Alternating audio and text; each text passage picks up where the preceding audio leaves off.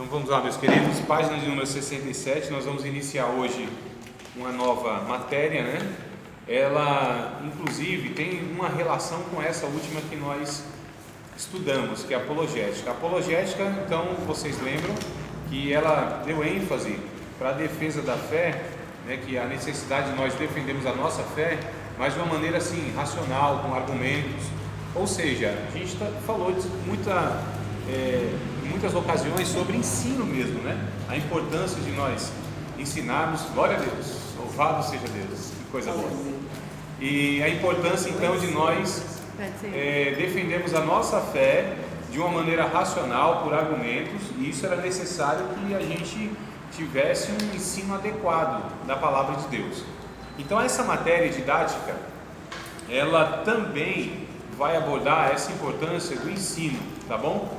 Então eu sei que nem todos os alunos que estão aqui, que participam desse curso, vão ser, ou são obreiros, ou vão pregar ou não, professores ou não.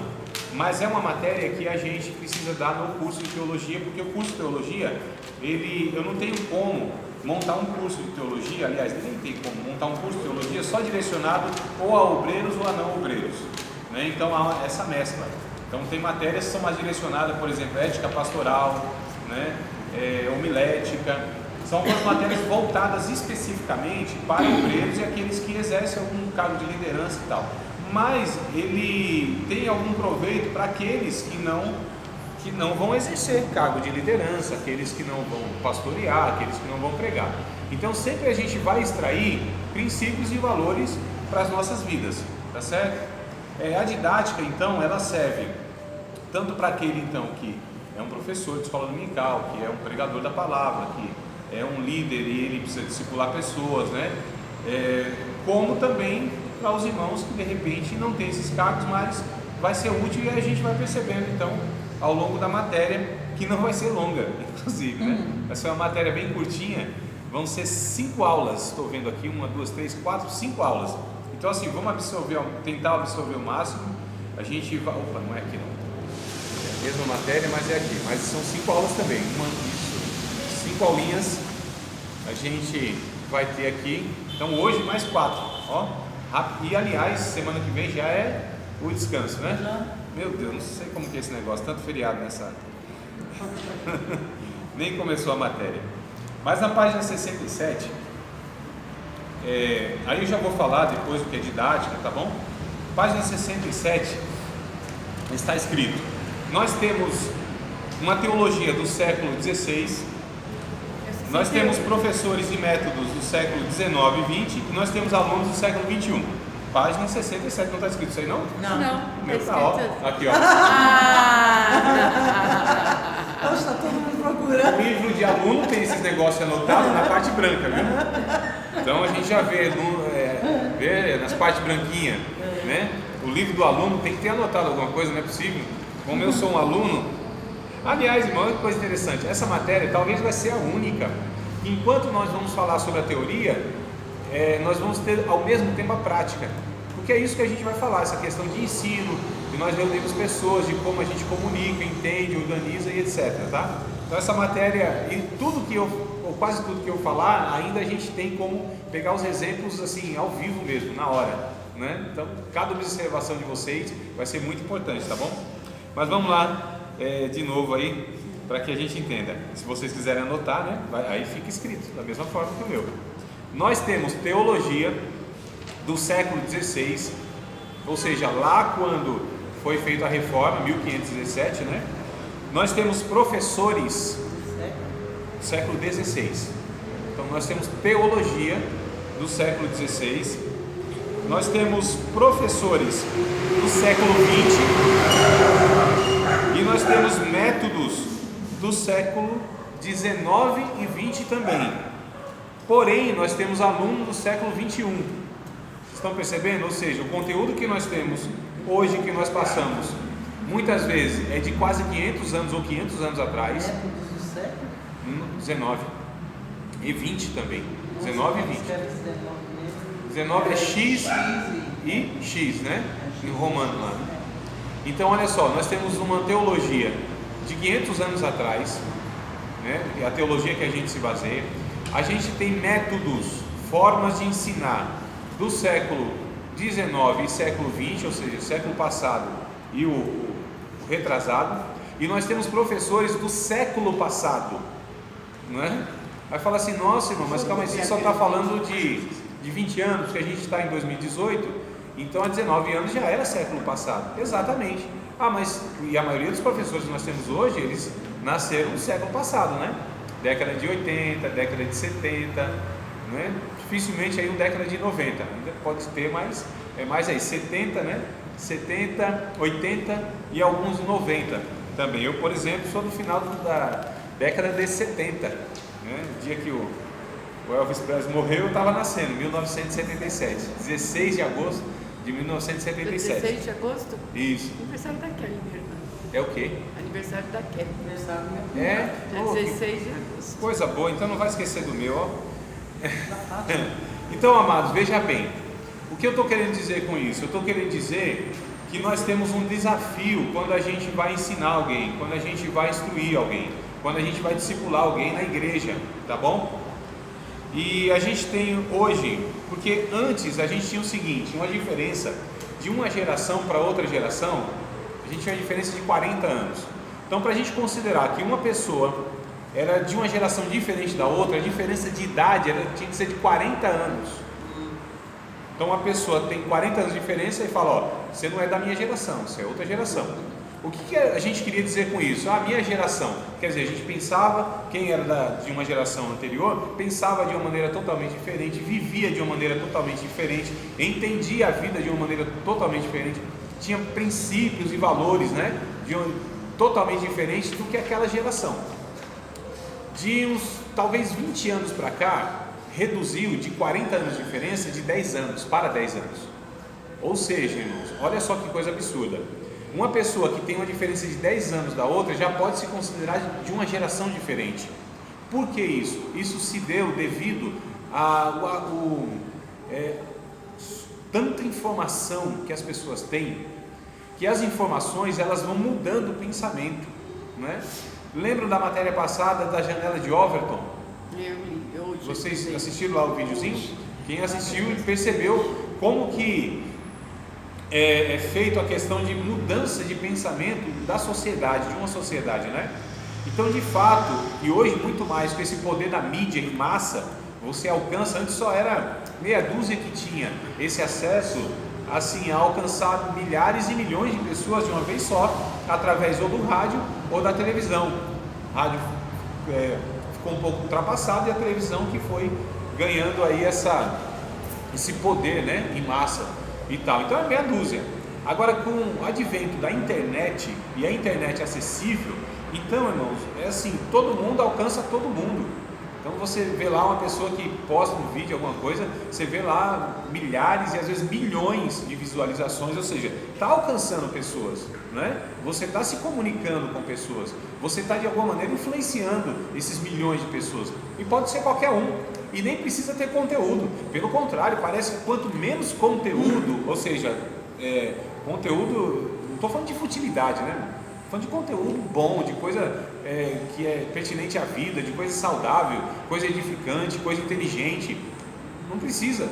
E quanto menos tem essas coisas, parece que mais gente consegue alcançar. Talvez isso revele, né, na verdade, a nossa sociedade, que é essa sociedade que despreza o conhecimento, que gosta das coisas fúteis, né, que não precisa ter conteúdo nenhum, é só um batidão, é só uma frasezinha que não sai da mente, é só um negocinho assim, banal mesmo. Aí é isso assim que vende, é isso que se propaga. Então, quando você quer fazer alguma coisa com conteúdo, seja ele cultural, seja ele de que forma for, é difícil, você não alcança. Quer fazer uma coisa séria? Piorou ainda, né?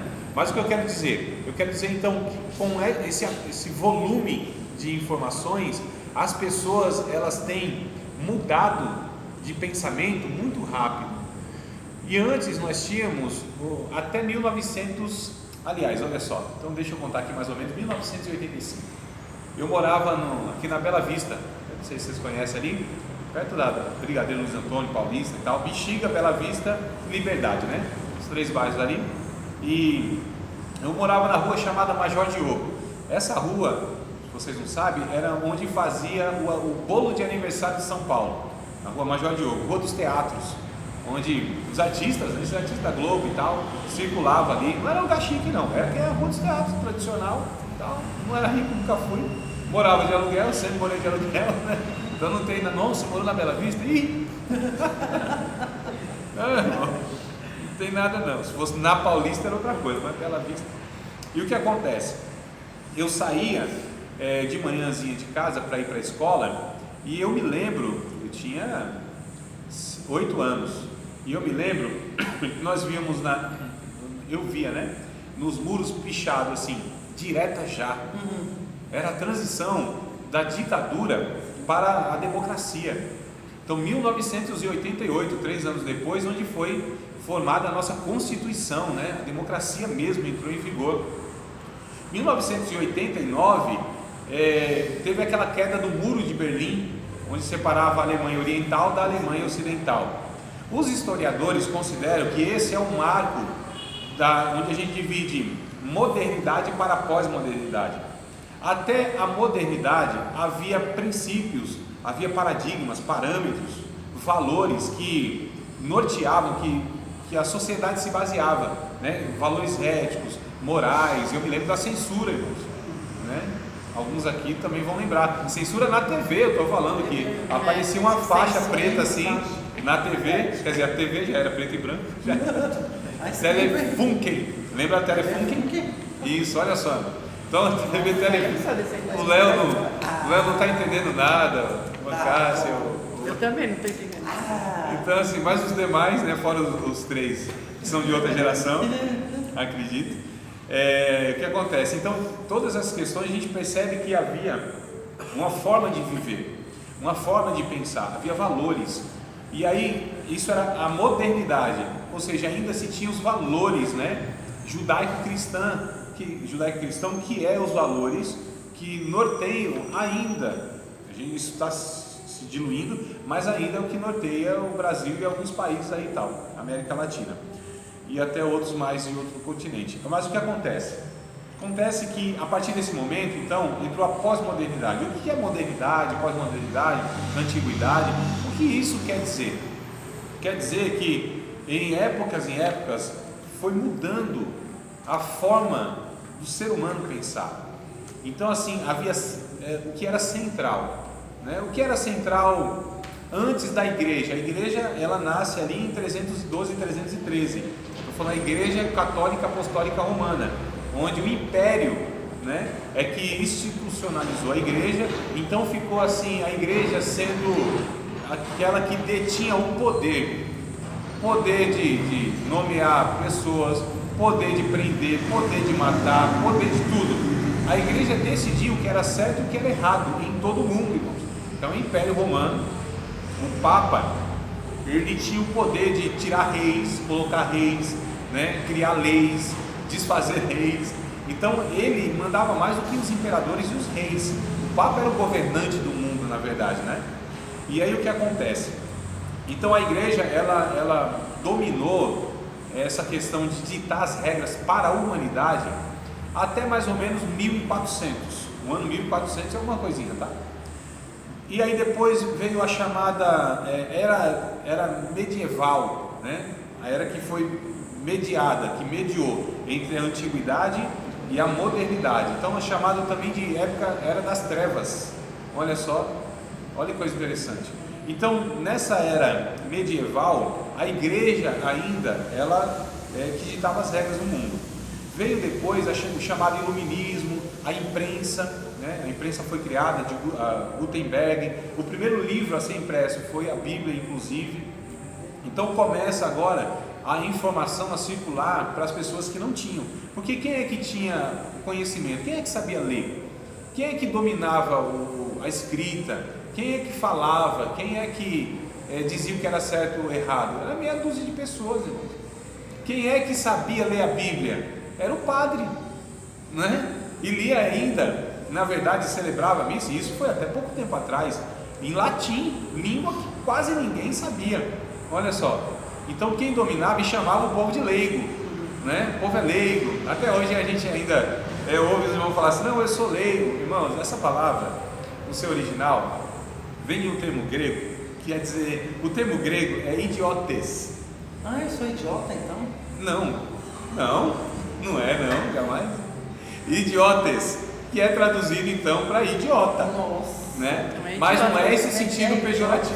idiota. Idiotes. Idiota. Idiotes, isso. É onde se traduz por leigo, por indouto. Lembra lá de Atos dos Apóstolos que disseram lá que idiotas quer dizer idiota mesmo. idiota. Né? A palavra idiota vem de idiotes, Nossa. né? Que é a mesma coisa que leigo. Então o povo é leigo, o padre falava: o povo é leigo, o povo é idiota, o povo não entende nada. Mas assim, irmão, não tem esse significado que tem hoje, amados. Preste atenção. Não tem esse significado pejorativo, ofensivo. Quem era o idiota? O idiota era o contrário do politikos. Então tinha o idiotes e o politikos, tá? O politikos era aquele que entendia, que argumentava, discursava, discutia sobre os problemas da polis, da cidade, né? Polis, em grego, cidade. Então eles discutiam, e quem não se envolvia, e quem não se interessava, e quem não entendia, era o chamado idiotes. Por quê? Era aquele que se preocupava consigo mesmo. Então a palavra idiotes é aquele que se preocupa consigo. Id fala da pessoa, identidade, idiosincrasia, idiota, tudo relacionado à pessoa, no indivíduo, né? Então é esse sentido. Então o idiota era aquele que não se envolvia com as coisas da política. Parece que a gente inverteu isso hoje, né? Continua idiota. Olha só. Então o politikos era aquele que se envolvia com as questões da cidade. Então só para a gente voltar aqui. Então quem falava, quem discursava, quem ditava as regras, porque, irmãos, quem tem conhecimento é quem manda. Quem detém o conhecimento é quem detém também o poder. Quem tem o conhecimento, é por isso que não é interesse nem dos governantes, e infelizmente de muitos líderes religiosos, que as pessoas não tenham o conhecimento, não conheçam, não tenham essa sapiência, não saibam dos seus direitos, não é? Por que tantos líderes evangélicos, por exemplo, é contra os membros fazerem um curso de teologia e estudarem? Porque eles serão muito mais questionados, esses líderes, porque eles não poderão falar besteira, porque se eles ensinarem heresia, essas pessoas vão identificar e falar: opa, tem alguma coisa errada aí. Vocês percebem então, amados, que as pessoas não querem liderar gente que é inteligente, gente que entende, porque é mais difícil. Agora o ignorante, né, é mais fácil manipulado. Vocês percebem então? Porque muitas pessoas, elas falam mal do curso teológico justamente por isso, né? Porque você questiona, não tem jeito. O conhecimento nos liberta, nos emancipa. O conhecimento nos tira de um jugo que é imposto por muitos líderes que querem de fato manipular as pessoas, levar no cabresto, não é, irmão? Então aí que está o grande problema desses líderes, que não são homens de Deus, porque os homens de Deus querem de fato que as pessoas conheçam Deus, conheçam sua palavra e andem com as suas próprias pernas e dependam somente do Espírito Santo, tá certo? Conheçam a Deus, né? Aquelas pessoas que elas se tornarão sacerdotes também de Deus, gente que conhece o caminho e ela mesma pode caminhar com as suas próprias pernas. Sempre nós precisaremos uns dos outros, irmãos, sempre. Eu não estou dizendo e nem incentivando que cada um vai viver a vida do jeito que quer, que não vai ter comunidade, que não vai ter líder, não é nada disso. Nós sempre precisaremos dos pastores, sempre precisaremos de pessoas mais experientes, sempre precisaremos de conselheiros, sempre precisaremos dos professores, amém? O que eu quero dizer é o seguinte, que a gente precisa entender que há uma necessidade muito grande do ensino e do conhecimento. Só que há essa dificuldade, por nós termos gerações diferentes, a gente precisa entender que a gente precisa alcançar as outras pessoas. Vamos ler um texto de 1 João, capítulo de número 2, versículos de número, eu acho que é 14 e 15, ou é 13 e 14. Na igreja, nós temos pelo menos 3 públicos, no mínimo, tá? Nós temos crianças, nós temos jovens e nós temos adultos, sejam eles pais ou anciãos, tá? Então, mas vamos aqui pegar do mais simples, né? Eu sei que hoje se divide até por faixa etária, a infância pelo menos em 3 ou 4 faixas etárias até chegar à pré-adolescência, adolescência, juventude, fase adulta e aí ancião, né? Que chamam de melhor idade, mas eu não vejo melhor idade nenhuma onde a pessoa está cheia de enfermidade, de limitação e tal. Então não é melhor idade. Mas não sabe. Hã? Às vezes sabe. Às vezes sim, às vezes não. Alguém disse assim, cabelo branco é sinal de sabedoria. Não, às vezes é só sinal de velhice. Só sinal de velhice. Que quantas pessoas que elas têm idade, mas são ainda imaturas, tolas, gente que não tem conselho de vida para dar para ninguém, gente que ainda vive de uma maneira infantil, que é mal resolvida nos relacionamentos e até consigo mesmo, cheio de drama, cheio de mimimi, como diz aí, né? Então nem sempre, deveria naturalmente, mas a gente vê que nem sempre é assim. Como também nem sempre a juventude é sinal de imaturidade. É algo natural, mas tem alguns jovens que a gente percebe um sinal de maturidade na vida deles, né? Inclusive o Paulo disse para Timóteo: olha, ninguém despreze a tua mocidade. Então era um pastor que sofria lá na cidade de Éfeso, porque ele era jovem, era um pastor jovem, e ele sofria porque os anciãos, as pessoas mais velhas, não queriam se submeter a esse jovenzinho, mas tinha chamado de Deus, tinha sabedoria de Deus, né? Então Paulo disse: olha, mostra aí pelo teu exemplo, pela palavra, pela fé, no espírito, na mansidão, persiste em ler, estuda, cuida de ti mesmo, da doutrina, aí você vai tapando a boca das pessoas, né? Então mostra. Eu sofri demais, irmãos. Faz 11 anos que eu dou aula de teologia, fazem 16 anos que eu estudo teologia, 2001, 17 anos, né? 17 anos, mas eu já aliás, eu me lembro, faz pouco tempo, acho que uns 3 anos, 2 para 3 anos, me chamaram para dar uma palestra para casais. Aí lá chega eu e a minha esposa na igreja, né? E eu tava sem barba, não tinha barba, né? Então parece mais novinho, né? Era até um pouquinho mais magro, 3 anos atrás eu tava um pouquinho mais magro, então a aparência era de mais jovem. Eu entro na igreja, o irmão me recepciona e tal, senta ali e falou: amém, glória a Deus. Aí eu ouvi o irmão que me recepcionou, e será que o palestrante não vem? O palestrante não chegou ainda, meio preocupado, né? Aí o pastor olhou assim: não, é aquele ali, ó. Então, aí ele olhou para mim: senhor, não me desculpe e tal, eu estava esperando alguém barrigudo, careca, para falar para casais, né? Então, assim, então olha só o preconceito. E outras ocasiões mais que eu nem vou falar, só de uma eu vou falar, não vou citar o nome não, inclusive porque é conhecido, né, irmão Antônio? Você conhece lá o local? Eu não vou falar não, mas cheguei me chamaram também para dar aula de teologia numa certa sede, Zona Leste, e aí cheguei lá, então cheguei mais cedo, né, organizar as coisas, chegar mais cedo, né, professor primeiro a chegar. Aí chegou a secretária e tal, foi abrir o estabelecimento local lá. Você veio para o curso? Eu falei: vim. Tá bom, aqui é o curso médio, você já fez o básico? Eu falei: já. Tá bom, pode entrar. E eu com a mala, irmão, sem alça, né? Mas tudo bem, tava lá. Aí conversa vai, conversa vem. Falei: nossa, será que o professor vem? Eu falei: mano, acho que sou eu. Acho que sou eu. Então assim, o desprezo também por ser um jovem. Então há essa realidade onde se vê muitos jovens se desprezam por conta da mocidade, e nem sempre. Então nem sempre um velho é sábio e nem sempre um jovem é tolo. Então a gente precisa, né, ter aí a cautela de julgar pelas aparências. Mas voltando então em João capítulo 2, a parte que, eu acho que é 14, né, que diz assim: filhinhos, eu vos escrevo. É isso mesmo, 14? Leia, por favor. Meninos. Isso. Eu vos escrevi, meninos, porque conhecestes o Pai. Eu vos escrevi, pais, porque já conhecestes aquele que é desde o princípio. Eu vos escrevi, jovens, porque sois fortes, e a palavra de Deus está em vós. Isso. Mas Esse foi o 14? já venceste o maligno, né? Já foi o 14, né? 14. Isso, exato. Então o que a gente percebe aí nas expressões? Olha, pais que já têm conhecimento, né? Ou seja, adultos, jovens já tiveram em alguma medida experiência na vida, suas fortes, venceu algumas batalhas, e tem os filhinhos, ou filhos, né? Ou seja, as crianças.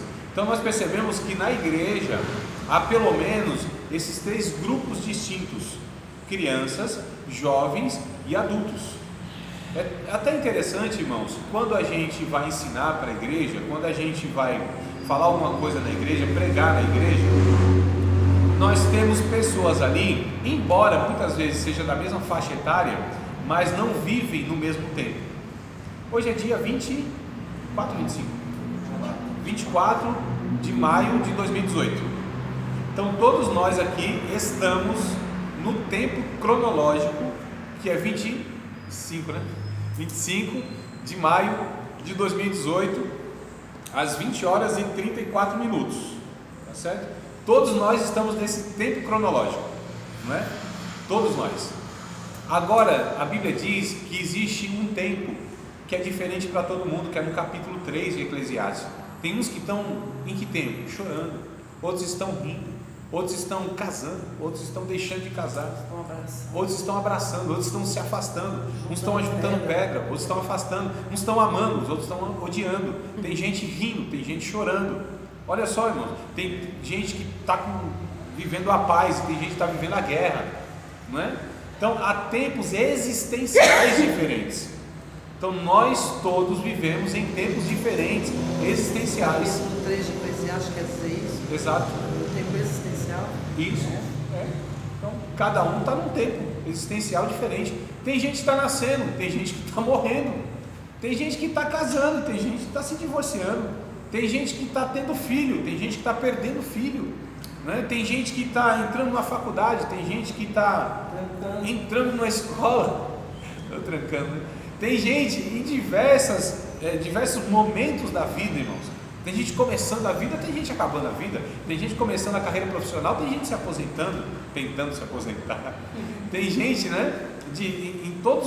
Em uma casa há essa diversidade. Imaginem uma igreja, a diversidade que tem. E eu estou falando então de uma faixa etária mesma que está vivendo tempos existenciais diferentes. Agora imagina a gente pegar as crianças, os jovens, adolescentes, gente casada, gente solteira, gente que foi casada e não é mais, gente que tem netos, gente que é intelectual, gente que tem pouquíssimo conhecimento. Imagina você ministrar para uma igreja assim, aliás, que a maioria das igrejas tem essa diversidade.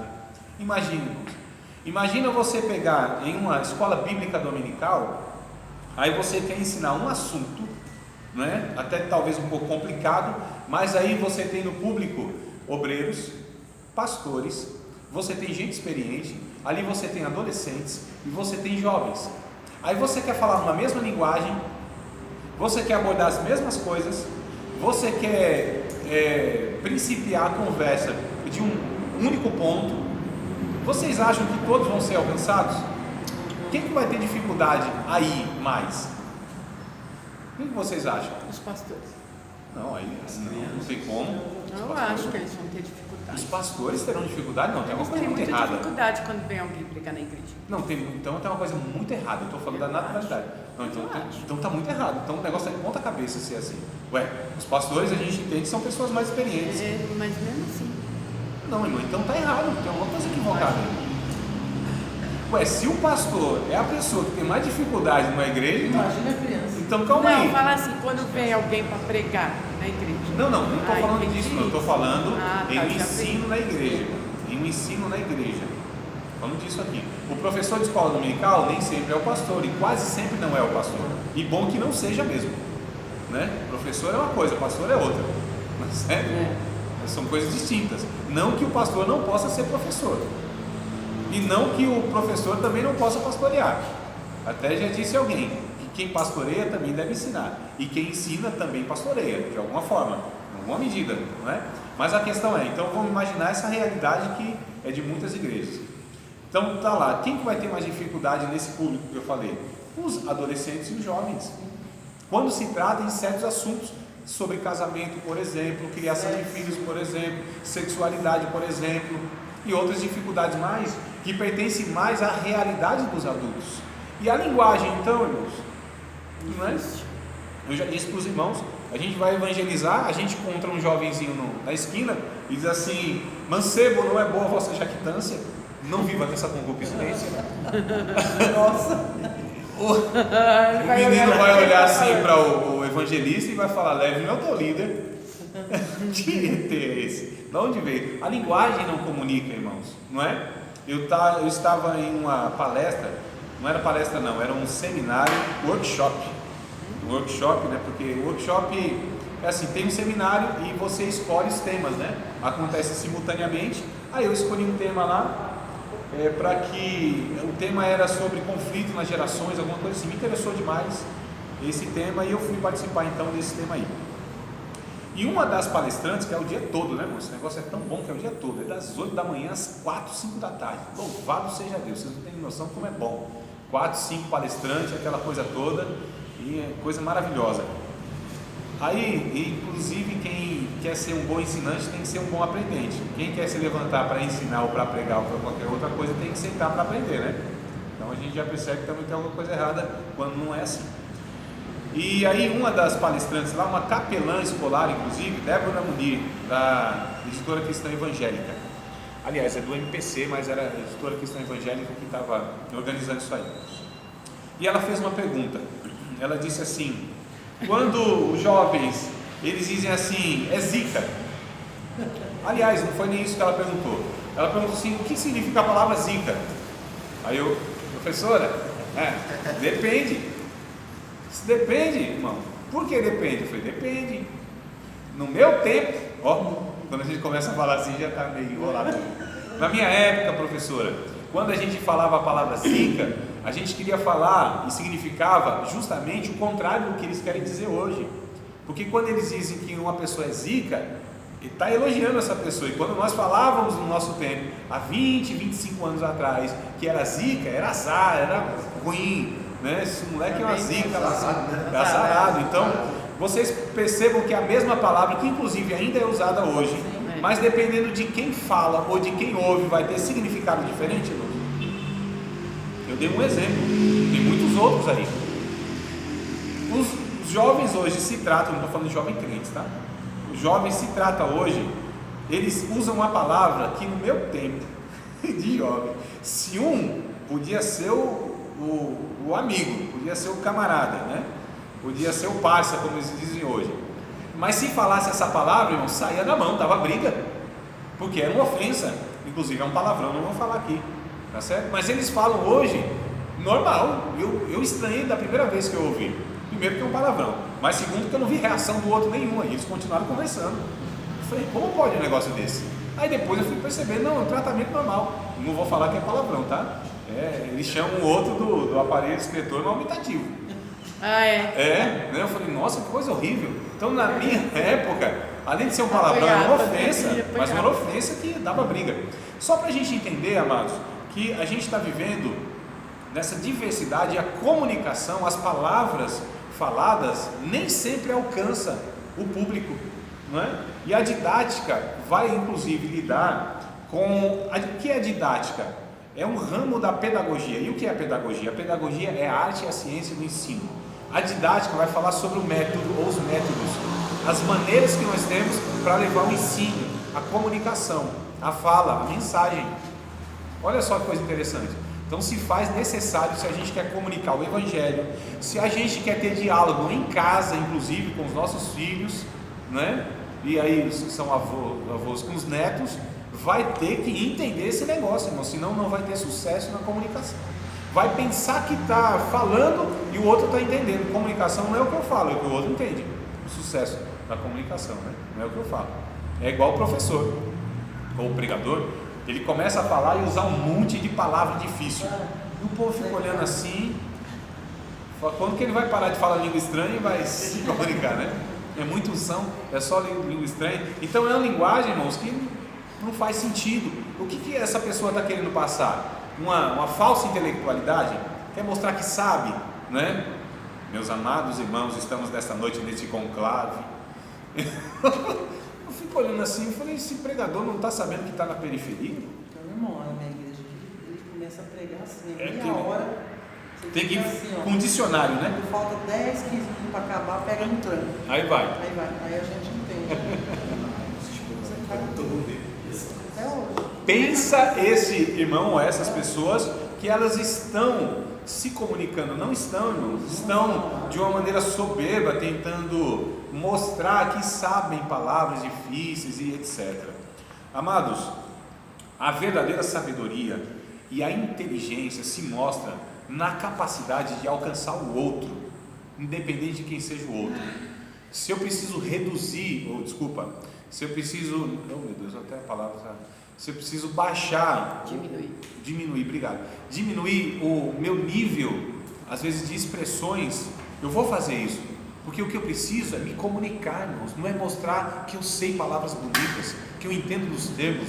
Aí eu chego para vocês aqui, amados, nós vamos estudar então sobre essa matéria da teologia. Eu vou falar hoje para vocês sobre pericorese, a triunidade, vou falar para vocês sobre a teodiceia.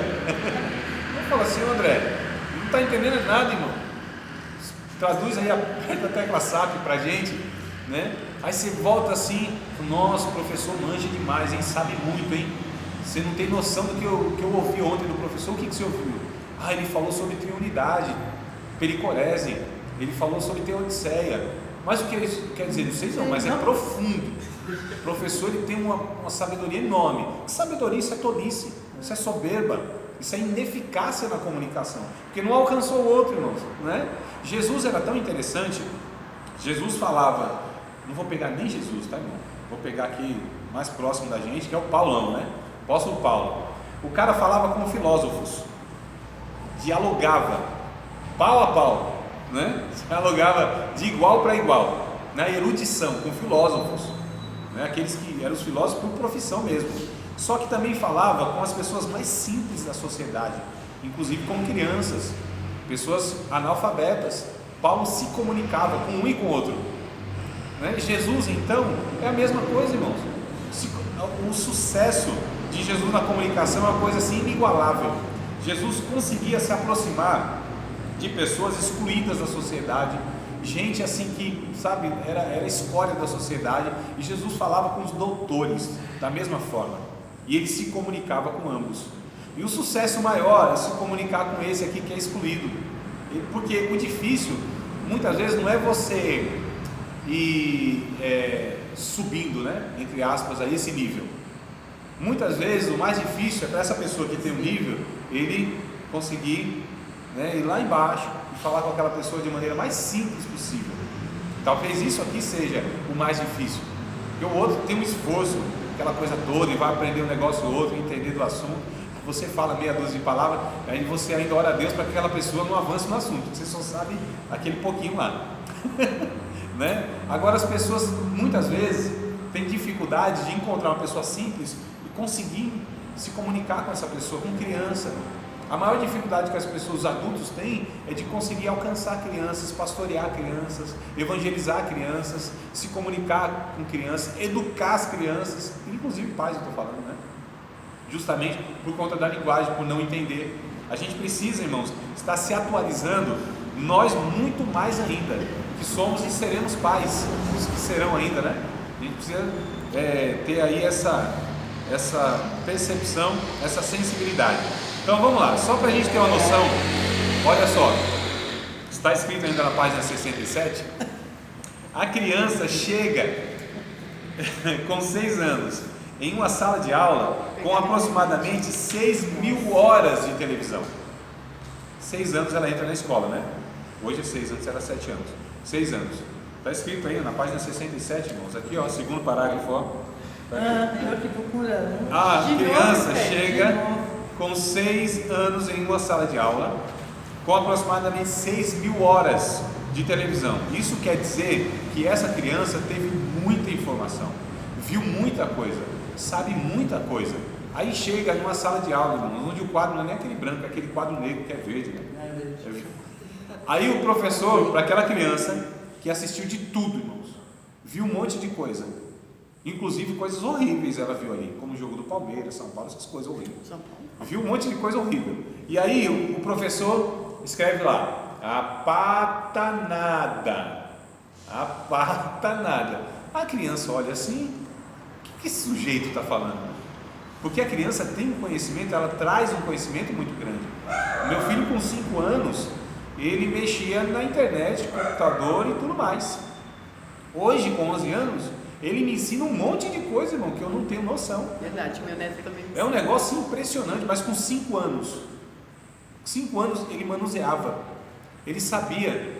Hoje ele faz todos os trabalhos dele, escola, edita vídeo que você precisa usar 5, 6 programas diferentes, ele faz isso de uma maneira assim tranquila.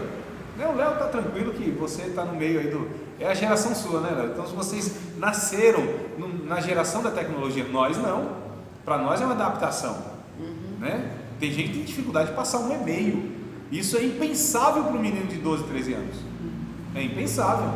Tem gente que tem dificuldade enorme. Eu disse para os irmãos que é assim, o celularzinho ele vai denunciando a nossa idade, né?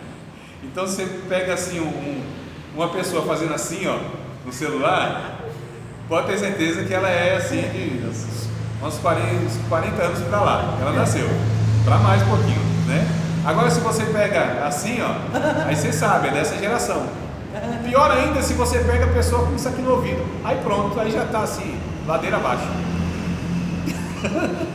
Não é, irmão? Então essas coisas vão denunciando. E eles lidam com isso de uma maneira tão tranquila e nós temos a dificuldade. Então vocês percebam como que a gente tem a necessidade de se comunicar, de entender essa geração, a linguagem deles e tudo mais, irmãos. Então vamos lá. Só para falar sobre a realidade, tá? Estou dando uma introdução na matéria. Ainda na página 67. Toda comunicação de Jesus foi por meio pedagógico. Toda comunicação de Jesus foi por meio pedagógico e continha um ensino objetivo. Olha só, toda comunicação de Jesus foi por meio pedagógico, ou seja, por meio de ensino, tá certo? Havia uma ciência de informação, de ensino, e continha um ensino objetivo, irmãos. E quem escreveu isso aqui, ó, coloquei até aqui o autor do pensamento, ó, André Freitas. Está escrito aqui, tá vendo? André Freitas é quem elaborou esse pensamento aqui, essa conclusão. Toda a comunicação de Jesus foi por meio pedagógico e continha um ensino objetivo. O que eu quero dizer com isso? Que nós temos que ser intencionais naquilo que a gente vai falar, irmãos. A gente tem que ter um objetivo, a gente tem que ter uma mensagem clara para passar. A criança, então, antes de pegar a criança, eu vou pegar nós aqui, tá bom? Vocês trabalharam hoje, passaram tribulação, está com preocupação na cabeça, estão cansados, aí sentaram nesse banquinho até que macio, graças a Deus por isso, e aí assim, nessa meia luz, nessa voz macia do professor, né? Vocês estão quase dormindo, sonolento, alguns ainda estão pensando no que não conseguiram resolver hoje, tem que resolver amanhã no serviço, o pepino que tem na escola do menino, ou até na escola, né? A preocupação, cansado, vocês ficam olhando para mim assim com esses olhinhos, e aí vocês pensam que eu penso que vocês estão prestando atenção em mim todo momento, e eu tenho a certeza que vocês estão olhando para mim pensando muitas vezes em uns negócios que só Deus e vocês sabem o que é, não é? Quem quer confessar pecado, não é assim, não é? É assim, não é? Muitas vezes você fica olhando para mim assim, aí foge o pensamento, você está pensando no problema lá de casa, na conta, não sei o que, no que você tem que fazer daqui a um mês, e aquilo que você deixou de fazer ontem, não resolveu hoje, e não é verdade? Com isso, o que acontece? Acontece que eu vou falando aqui, ó, e vocês não vão nem ouvindo, estão escutando. Escutando é uma coisa, mas não estão dando ouvido, não está armazenando na memória, né? Aí eu falo assim, ô irmão, como eu falei na semana passada, ô irmão, você não falou isso aí? Não lembro não. Falei, está gravado ainda.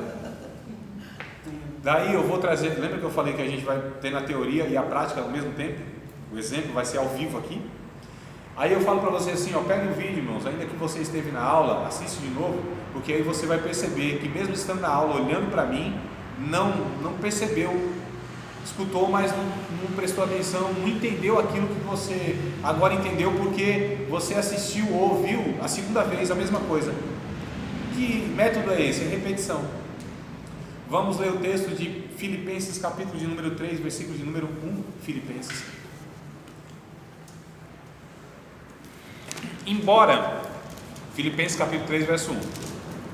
Irmãos, quase tudo que eu fizer e dar exemplo aqui vai ser vai ser uma prática daquilo que a gente está falando na teoria. Vocês estão entendendo o que eu estou falando? Não? Ó, alguns não estão nem prestando atenção. Na prática da teoria, estamos entendendo. Veja bem, o que eu vou fazer agora? Vou mostrar para vocês, tá certo? Vou mostrar para vocês na prática aquilo que a gente tem que fazer. O que a gente tem que fazer na prática? Quando eu, por exemplo, quero gravar alguma coisa e aí não lembro, porque assim, de fato não é difícil, eu estimulo vocês e falo, não, vocês têm que gravar a Bíblia, né? Os versículozinhos lá, são 31.173 versículos. Então, a gente sabe que esses 31.173 versículos nem sempre dá para a gente armazenar todos eles, né? Na memória. Olha lá, 73, né? Quando nos fala nem 3, irmão, o negócio está feio do meu lado. Mas o que acontece? Há métodos para que ajude, então, porque eu posso gravar, eu posso só me preocupar, não tem problema, em estar gravando um único versículo. Se eu gravo aquele versículo, tá bom. Agora, se eu quero também gravar outros versículos, se eu quero saber de outras referências, nem sempre bom que seja feito, mas a gente sabe que não dá. Para gravar, então, todos os outros versículos que são referência daquele, ou seja, que diz algo parecido, semelhante, que traz o ensinamento aquilo que é parecido com aquele versículo, né? A gente chama de referência, então são referências. Aí o que eu faço? Ó, Filipenses capítulo 3, verso 1. Aqui no cantinho, não vai dar talvez para vocês enxergarem, inclusive está a caneta é a mesma cor da escrita, né, aqui, mas está aqui outra referência, que é eu gostaria de trazer para vocês as duas referências, mas às vezes eu não lembro. Por que eu estou lembrando hoje? E eu nem precisaria vir aqui, porque ontem eu falei. Bom, não, se eu falei ontem, hoje dificilmente eu vou esquecer, né? Olha só, mas ontem eu precisei fazer isso. Ou seja, quando eu falei sobre Filipenses, eu falei, nossa, tem outro versículo, não lembro, mas eu lembrei, mas eu marquei lá no cantinho. O que é isso, irmãos? É um método, é uma didática, onde você tem recursos para que você armazene o ensino, e aí você também passa o ensino, são meios que nós temos. Então, amados, é por isso que eu falo para vocês, irmãos, anotem aí, façam observação, o que eu falar, texto bíblico, vai lá, né? Olha aqui, ó, tem espaço em branco, vocês podem anotar. Tem espaço aqui, aqui, ó. Isso aqui, ó. Isso é livro de professor, não, é de aluno. Não é livro de professor, livro de professor vem pronto, né? Livro de professor já vem resposta. Livro de professor já vem subsídio. Isso aqui é livro de aluno que estuda. Quando o próprio professor faz o livro, né? Sim. Ó, livro de aluno é isso aqui, irmãos, ó, tá vendo? Então é isso que vocês devem fazer. Aí, ó, aluno. Somos alunos, então, né? Eu sou aluno aqui, irmão, tá? E o que acontece? Então, Filipenses capítulo 3, verso 1, está escrito lá, Paulo dizendo para os irmãos lá em Filipos: resta, irmãos meus, que vos regozijeis no Senhor. Não me aborreço de escrever-vos as mesmas coisas, e é segurança para vós. É a repetição. Paulo já tinha falado para os irmãos da cidade de Filipos, só que ele disse, eu vou continuar falando a mesma coisa. Isso é segurança para vocês. Ou seja, repetição é o método que nós temos de ensino e aprendizagem. Estudar a mesma coisa, irmãos, várias vezes, até que isso fique gravado de uma tal forma na minha memória e na minha compreensão, que dali nem sai mais. Não tem coisa que está assim, que está igual chiclete no cabelo, grudado, não sai, porque de tanto que você ouviu, de tanto que você leu, de tanto que você estudou, de tanto que você pesquisou, aquilo ficou gravado ali, não é? E isso que a gente tem que fazer. Nós falamos, qual é o segredo, irmão, de gravar os versículos bíblicos? Ler. Ler. Quantas vezes? Tantas quantas forem necessárias. Muitas vezes a mesma passagem, até que você fique familiarizado com ela, até que ela fique na sua cabeça. Não é? Então leia, não tem segredo. Tem técnicas, eu sei, porque as pessoas querem atalho, querem um negocinho fácil, né? Eu não, irmãos, eu prefiro deixar de lado esses recursos, esses da técnica, e ler mesmo. Ler repetidas vezes, ler em voz alta, inclusive. Quando eu leio em voz alta, faço a leitura em voz alta, eu estou usando o sentido da visão, da fala e da audição, não é? Então a chance de eu gravar é maior. Inclusive, irmãos, nós estudamos a respeito, vocês me lembrem para eu falar da referência desse texto aqui, tá bom? Vai ajudar. Mas a gente estuda essa questão do aproveitamento que tem o aprendizado, ou seja, só por ouvir, só por ver, né? E ainda falando ou fazendo. Tem um pensamento que é assim: quando eu ouço, eu lembro, né? Quando eu ouço, eu esqueço. Quando eu vejo, eu lembro. Quando eu faço, eu aprendo. O que a gente então chega a concluir com esse pensamento? Que quando a gente ouve alguma coisa, a gente recorda, aquilo vem na memória, né? A gente já ouviu uma vez, então a gente ouve de novo, a memória ela aciona. Desculpe, eu estou atrapalhado aqui. Quando eu ouço, eu esqueço as coisas, porque eu estou usando só um sentido de ouvir. Então a gente tende a esquecer, porque a gente ouve um monte de coisa, né? A não ser que seja muito marcante, mas a maioria das vezes não é. Então a gente ouve muitos sons o dia todo, muitas falas o dia todo. Então esse sentido aqui, ele não é tão proveitoso para o aprendizado.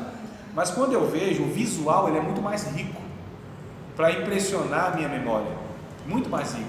Uma imagem, irmãos, ela grava muito mais do que uma fala, um discurso.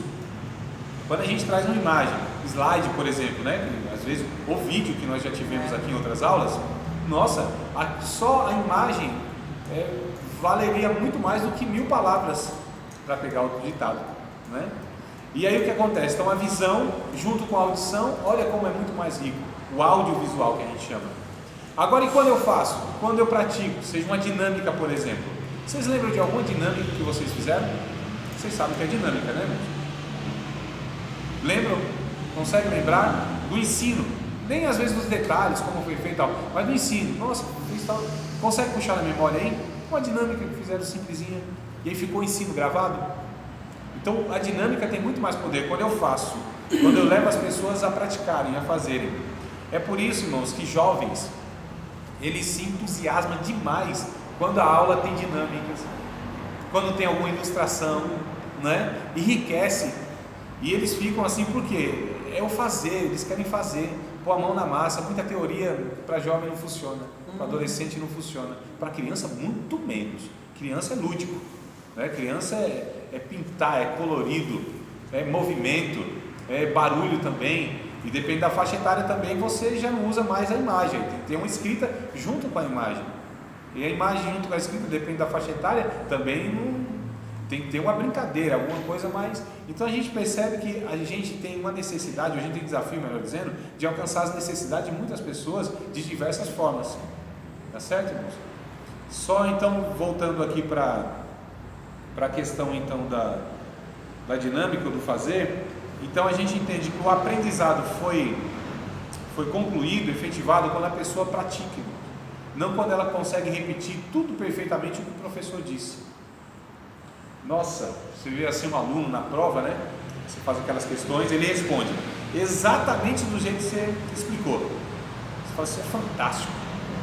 Eu queria ter um filho assim. Um negócio fantástico. Mas o que a gente está fazendo? Avaliando pela capacitação da memorização. Isso não quer dizer muita coisa, principalmente na teologia, na palavra de Deus. Então você vê muitos alunos, muitas pessoas aí que ouvem, participam de aula, ouvem mensagem, ele reproduz exatamente como ouviu, sabe explicar a teoria fantástica, melhor às vezes do que o professor, do que o pregador. Só que você vê que ele não vive, não pratica aquilo, não põe em prática, não concretiza aquilo. Então ele não aprendeu só porque ele repete exatamente, porque ele sabe explicar na teoria perfeitamente. Ele não aprendeu, porque o aprender bíblico é aplicar na vida, viver aquele ensinamento. Senão é uma teoria inútil, é uma teoria vazia. E a gente não está na igreja para ensinar a gente chama de cabeça obesa, aquele cabeção sabido, né, como a gente diz na nossa terra, aquelas pessoas que sabem de tudo, mas não pratica nada.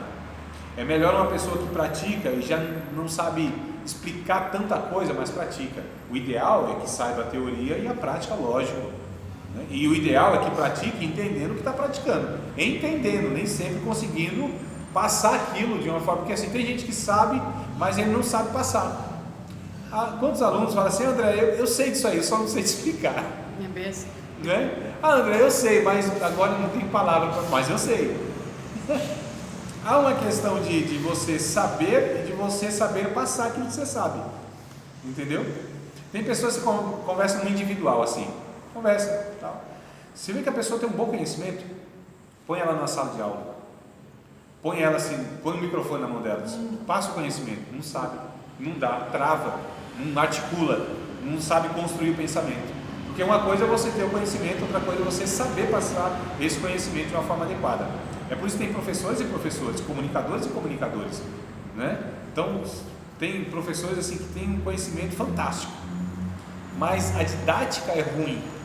Ele não consegue atingir os alunos, ele não consegue comunicar aquilo que ele sabe, né? Pelo contrário, muitas vezes faz uma confusão enorme.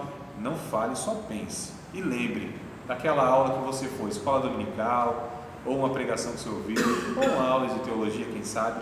Você entrou para ouvir um assunto que você sabia até alguma coisinha.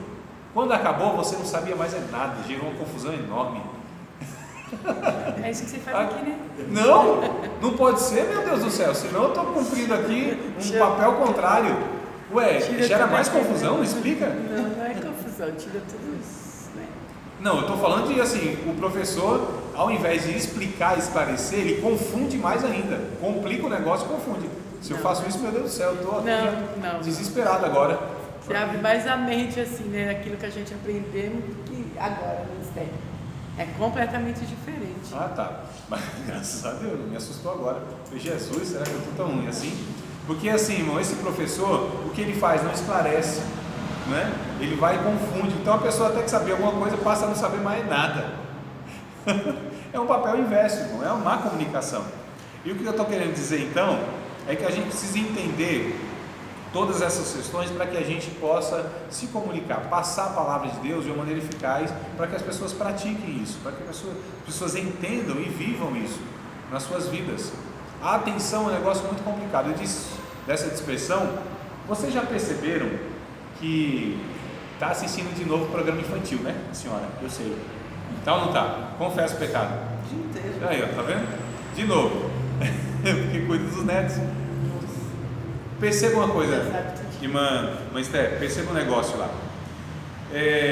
O bloco que tem de cada programa, no máximo são 6 minutos. Não tem mais do que isso. 6 minutos entre apresentação, desenho, aí vem comercial. Comercial, aí vem outro bloco do programa, entre apresentação, alguma brincadeira, desenho, 6 minutos, comercial. Porque a criança, por mais que seja interessante, por mais que ela esteja ali para aquilo, por mais que aquilo está sendo feito para atingir a criança, ela não consegue fixar 6 minutos da sua atenção naquilo, sem se dispersar. Os estudiosos, ou seja, os que trabalham nessa área, já entenderam isso e não fazem mais blocos que passem de 6 minutos, senão a criança se dispersa. Olha só a coisa interessante. E por que a gente acha que a criancinha, no culto, tem que ficar 2 horas sentada naquele banco frio, duro, olhando para um camarada que ela não entende nada, irmãos? Por quê, irmão? Por que a gente acha que uma criança cheia de saúde, de vida, ficar 2 horas parada, nem a gente aguenta vezes, não é? Nem a gente suporta às vezes, para nós gera um incômodo, a nossa atenção, e a gente foi para lá, para aquilo, de alguma maneira que não nos interessa. Eu estou falando da aula, eu estou falando da pregação, eu estou falando daquilo que é o nosso cotidiano, e mesmo assim a gente tem essa dificuldade. Imagina a criança, irmãos. Olha só, imagina a criança. A gente precisa ter um culto adequado para ela, a gente precisa ter uma pedagogia adequada para ela, para essa criança que se dispersa, tá certo? Então a gente vai para os comerciais e nós voltamos daqui a pouco. Os comerciais, senão vocês não aguentam mais e se dispersa aí e vai pensar outras coisas. Então vamos para os nossos comerciais, amados. Você acha interessante que